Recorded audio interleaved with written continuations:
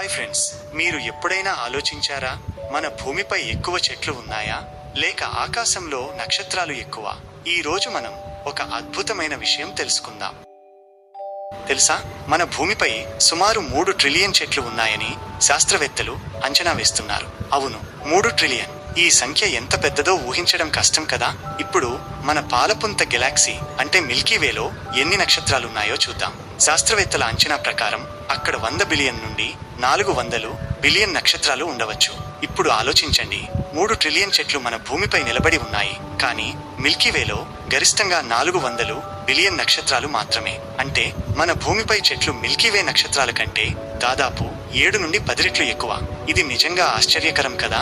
చెట్లను లెక్కించడం లేదా నక్షత్రాలను లెక్కించడం అంత సులభం కాదు, కానీ ఈ సంఖ్యలు మనకు ఒక అద్భుతమైన చిత్రాన్ని ఇస్తాయి. మన భూమి ఎంత సమృద్ధిగా ఉందో, ప్రకృతి ఎంత గొప్పదో.